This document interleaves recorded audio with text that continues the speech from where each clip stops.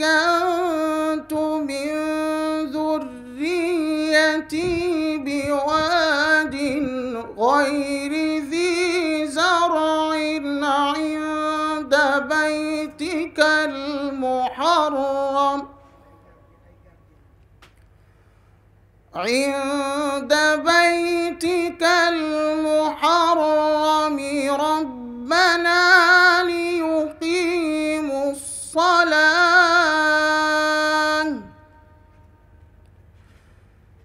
ربنا ليقيموا الصلاة فاجعل أفئدة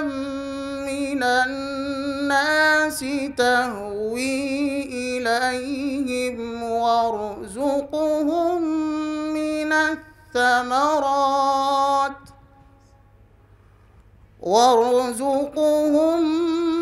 الثمرات لعلهم يشكرون. asalaamaaleykum wa rahmatulahi taala wa barakaatu mbokk yu yi ñu ngi fii ci Hann Maristes Fort B ci lot 29 ak 25 ci titre foncier 13 ak 107 lan moo waral jotaay bi moom mooy teg xeer wu njëkk ngir tabax këru alxuraan muy daaru Quran Karim muy maison du Saint Coran. Donc c'est un projet pour la construction de la maison Coran du Sénégal qui sera un complexe polyvalent et moderne pour les daara du Sénégal. tey nag jullit yëpp nag teewoon nañu maanaam mandargaal ni nga xamante ne mooy bis bi tey mu nekkoon 5 décembre 2018 ci bëccëg ñi teg xeer wu njëkk ngir nag tabax bâtiment boo xamante day nekk R+7 maanaam juróom-ñaari étage boo xamante yu nekk am nañ yéen a def ko ci dana am jàkka ju mucc ayib dana am li nga xamante ni moom mooy benn daara ci biir muy institut élitiste islamique dina am ay restaurant dina am salle de conférence dina am itam markas maanaam siège pour Ittihad muy fédération des daara du Sénégal dina am markas direction pour li nga xamante ne mooy Grand Prix Sénico ki nga xamante ne mooy seen mbokk Birame Pouy di gérer lépp lu jëm ci wàllu communication Grand Prix Sénico jëloon na kàddu gi di expliquer projet bi.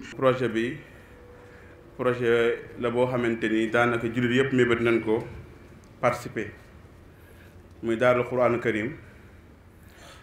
li njëkk rek ci kàddu gi moom mooy projet bi déjà dana waxoon ni foog béréb bi nga xamante ni moom na ni nar a jëmmal bu ëllëgee mu am benn ismu mu am benn tur. kon daarul Quran Karim la tudd donc loolu mooy tur bi nga xamante ni mooy tur bi nga xamante ni mooy al ismu rasmi donc le nom officiel. donc projet la boo xamante ni R+7 lay nekk maanaam 7 niveau lay nekk 7 niveau moom mooy dina am aussi benn sous-sol slide donc li mooy sous-sol bi moom mooy parking la bu ngeen xoolee fi ñu nekk nii terrain bi dafa jege daanaka 500 mètres carrés 455 mètres carrés la donc ñaari façade la am moom mooy côté bi oto yu duggee nii ak kaw tali bi soo minulee béréb bi day nduru lu roxe parce que bien sûr parce que accès bi dañ koo tëj accès principal bi mais ñun ko nar a liggéeyee accès bi day nekkaat accès boo xamante ni nit ñi mën nañ ci dugg maanaam oto mënu fi duggee dina am ñetti oto yu ñu ci programmé oto kilifa yu mën duggee fii waaye sinon oto yëpp ci ginnaaw nañ jaar parking bi. am na salle de réunion am na benn jàkka bu ñu programmé n'est-ce pas am na direction fédération Ittihad bi dañ ci am seen idaara foofu ak li nga xamante ne mooy musaabaxa Sénico donc concours Sénico tamit am na seen idaara seen direction nga xamante ni tey kon maanaam fi nga xamante ni moom mooy Ittihad bi nga xamante ni mooy fédération des daara Sénégal dañuy am benn markas benn siège si biir bâtiment bi slide dina am itam benn studio moderne bu mag boo xamante ni bëgg nañu xufaas yi nga xamante ni ñooy génn année bu nekk ak ñi nga xamante ni ñooy nekk ay candidat ci concours bi ñu mën leen defal ay kaamil parce que officiellement ba léegi Sénégal miinu ñu gis ñu mokkal alxuraan dem ci concours yi jël ay premier ba seen jàng alxuraan ñi gën a mokkal alxuraan wala boog ñi gën a wóolu alxuraan ci kaw suuf ñooñu validé leen te ñooñu duna am kaamil te boo xoolee feneen yi ci yeneen dëkk yi ñoom dañu bàyyi xel ci loolu donc ñu fexe ba par exemple di am ay kaamil yu officiel nga xamante ni dañ koy jàng borom xam-xam yi ngi war a déglu ko ba valider loolu nga xamante ni boobaa même daara yi daanu mën a am li nga xamante ni moom mooy loolu. dafa am benn mahad benn genre institut islamique bu ñu dugal ci biir bâtiment bi parce que ba léegi daanaka kuy seetlu day wax ñi ngi wax salle informatique di wax kii te ñuy waxoon daarul Quran ana alxuraan ji donc xam naa am na kuy laaj loolu. à partir de sa 3e étage day am institut islamique boo xamante ni élitiste la lan moo élitiste mooy ñi nga xamante ni xam nga dañuy miin gis ci concours yi yenn saa yi sax benn xale nekk ci concours yi jël premier wala jël 2 ci Sénégal yenn concours ñu ne âge am dafa néew supposons ku jël P am 9 ans wala 10 ans ñu benn concours international am ñu ne xale minimum foog nga am 12 ans wala 13 ans donc du mën jàll. donc xale boobu daanaka dañ koy bàyyi imaginez un enfant, je dis un enfant pas un jeune, un enfant qui a à peine 12 ans 11 ans qui a déjà mémorisé le tout Coran donc kooku ban niveau la am c'est-à-dire buñ ko waajalee et malheureusement dañuy sàggane xale yooyu léegi ñoom mahad bi dañuy fexe xale yooyu teel a moo ko alxuraan ba pare nekk ay xale ñu ne ko ils sont naturellement très intelligents parce que alxuraan ku ko mokkal déjà loolu signe d'intelligence la naka nañuy fexe xale yooyu ñu récupérer leen donc xale yooyu da leen di jël récupérer ci maanaam jëf benn mahad boo xam ne dañ fay toog lu mat ñetti at wala ñeenti at en tout cas durée boo xamante ni ñoom dañuy fekk déjà mokkal alxuraan ñu xool wut ay kilifa yoo xam da leen jàngal leneen maanaam jàngal leen français jàngal leen li nga xam ne mooy anglais jàngal leen informatique nga xamante ni bu ëllëgee xale yi dañuy nekk ay médecin dañuy nekk ay docteur dañuy nekk ay ingénieur fekk ñoom aussi en même temps nekk na ay nitu diine donc dañuy fexe bu ëllëgee donc daara ji maanaam li nga xamante ne moom mooy maison du Coran normalement d'ici 10 ans 15 ans après war na mën a génne koo xamante sax mooy nekk président de la République c'est-à-dire quelqu'un qui a déjà été hafiz et qui a été déjà président ministre donc c'est le moment de créer ce genre de personnes c'est-à-dire on peut être ministre et en même temps être imam et en même temps président c'est le cas président boo xoolee boo demee Turquie léegi le président il lit le Coran à haute voix devant tout le monde alors il reste président. journaliste tamit teewoon nañu Serigne Moustapha Lo di nekk président nekk raisu ittihaad bi nekk président fédération yi moom i jëloon na kàddu. béréb bi solo si maam sax ëpp na romb na jàngal alxuraan ak ñi koy jàngale xam nga lu muy jëriñ dafay nekk benn socle. boo xam ne mën naa boole julli ci Sénégal yëpp ñu nekk benn ndax ku ne xam naa ne alxuraan moom yàlla moo ci jàppal boppam lépp loo woote ci alxuraan te sellal yàlla da koy barkeel kon non seulement sëriñ daara yi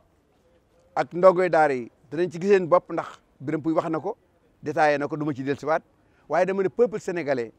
dans son intégralité incha allah lii mooy départ bu leen di boole ba nga xam léegi maanaam benn juyoo dootu am ñu naan kii salafit la kii sunnit la kii tijaan la kii murid la kii laay la. ki nga xamante ne mooy sëñ Khadim Ndiaye moom it représenté woon sëñ Ablaye Dia bu Sénico moom it jëloon na kàddu gi wax maanaam li nga xamante ne mooy projet bi yitt yi nga xam tax a jóg waaye expliqué li nga xamante ne moom mooy wax fa.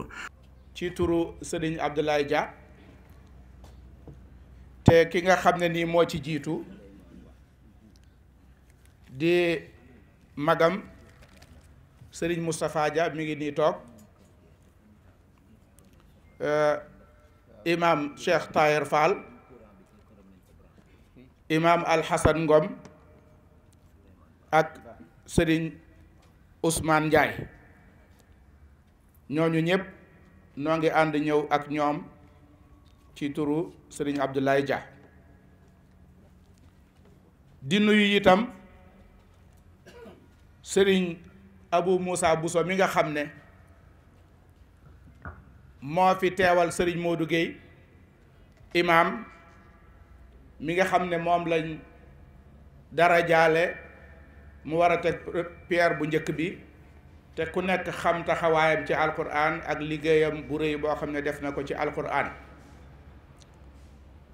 gannaaw loolu ñuy wax rek ne sëñ Moustapha junj na tuuti ci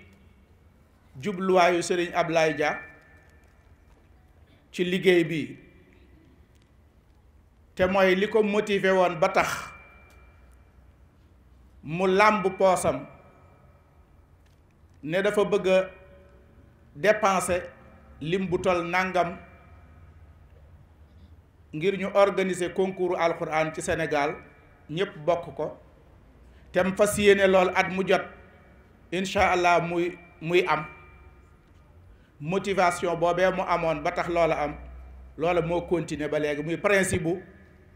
liggéeyal islam waaye liggéey bi li mu yaatu mu jël ci geneen wàll goo xam ne moo di yëngutu ci alquranul karim jàppale daara yi ak ñi ci nekk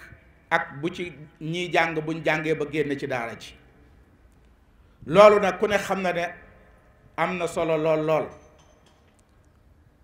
moo tax biñ demee ba def édition bu njëkk def ko defati ko li ci génn ku ne xam na ne am na solo lool waaye ku ne xam na ne itam par rapport ak lii ñu bëgg lim man bariwut waaye moom lim soxla mooy ginnaaw ay bokki jullit ay wëllëreem ñoo xam ne alquran da leen a ñor bu ñu wootee rek ñépp ñëw kenn ku nekk tàllal ko loxo di ci participer loolee itam la leen tax a wuy si alquran mu defal leen ko ci loo xam ne ku ko romb xam ne lii alquran a ko moom waaye loola it faaw ñu organiser ko organiser googu nag fédération bi nga xam ne moom la àndal tàmbali bi ba fii ñu toll moom la ko àndal te incha allah ñu fas yéene muy ànd boo xam ne buy wéy lay doon ndax yépp lépp lislaam la waaye ci anam giñ bëgg liggéey bi doxe ko mooy barab bi sénégalais yépp gis ci seen bopp rawatina nag ñiy yëngu ci wàllu alquran koo xam ne bëgg ngaa organiser dara ci wàllu xam-xam wàllu gu mën a doon boo ñëwee gis ci sa bopp xale yi nga xam ne itam ku ne xam ne ni am na benn vide bu mag boo xam ne am na ci daara yi bu njëkk mokkal alquran gi doon na am waaye gën naa yokk bi mu yokkee tajwid bi rafetaay bi am na waaye des na ba tey ndax yaatoogut ni mu war a yaatoo gone yi li ñuy mokkal tam li muy bari buñ noppee ana lan lañ war a def loolu tam ñu baree bari xalaatuñ ci am na benn yu ciy xalaat di ci xàll ay yoon kon projet bi dafa mel ni dafa bëgg a former génération wu alquran boo xam ne ndax buñ ne daarul quranil karim tur wi mooy képp koo xam ne nii dangaa jaar ci daara boo dikkee lu yokk sa mustawa lu yokk fi nga toll ba boo génnee la taxoon ngay dem ci daara nga xam ko am ko loolu ci liggéey bi la bokk kon loolu am solo lool waqfu nag day mbir mu am solo ndax buñ ne lii waqfu la waqfu dafa am benn déggin bu mu am ndax ba àddina amee léegi alxadaara al islaamiya moom rek moo am waqfu moo ko xam keneen ku ko am mbaa nga am leneen noo ko mën a tuddee tam ci moom nga ko jële waaye moo ko njëkk a am te ni mu koy gérer ba léegi kenn amagul noo koy defee bu mel ni moom waqfu lu muy tekki mooy nga jël sa lenn ci sa alal nga jël ko ne dama koo taxawal dama koo xabs li shay'in ma dangaa tabax ab bâtiment ne bâtiment bii kat li muy jur la cay génn lépp ci jàkka laa koy jëmee kuy tabax jàkka daal boo ma ko waxee ma xool li ma ci man ma def ko walla nga ne koo xam ne ñëw nga bëgg foo dugg foo dëkk maanaam ñaari fan ñett yi fii am dem néeg a ngi nii sama kër waqf laa ko def bokkul ci néeg bi kenn du ko doon bu la neexee nga ne li ciy génne damay xool daara yi di leen ko jox di leen ko jagleel kon liñ bëgg a tënk foofu mooy baatu waqf li muy tekki mooy jël sa alal def ko fi barab seetal ko lu la neex loo xam ne moom nga ko jagleel ñu di ko ca jariñoo bu la neexee tam nga yaatal ko yii ñu lim yépp bu la neexee nga boole ko ci ne al amalul xayri lépp loo xam ne yiw la daal suñ ma ko waxee danaa tibb ci waqf bi def ca loola. sëriñ Abou Moussa Bousso moo jóge woon Touba représenté ki nga xamante ne mooy sëriñ Modou Gueye yu alxuraan moom moo tegoon xeer wa donc sëriñ Abou Moussa Bousso moom moo teg xeer wi fii nga xamante ni mooy Hann Maristes. kon tey la woon fii ci Hann Maristes 25 décembre 2018 mu doon xeer wu njëkk bi doon teg ngir jëmmal kër bi nga xam ne moom lañ duppee Daarul Qur'an Karim ñi leen sant di leen gërëm na du yàgg daan ñëw ak yéen wax leen fan la projet bi toll kon ñi leen sant di leen gërëm fii ci nga xamante ne mooy Daarul Qur'an Karim asalaamaaleykum wa rahmatullahi taala wa barakaatuhu.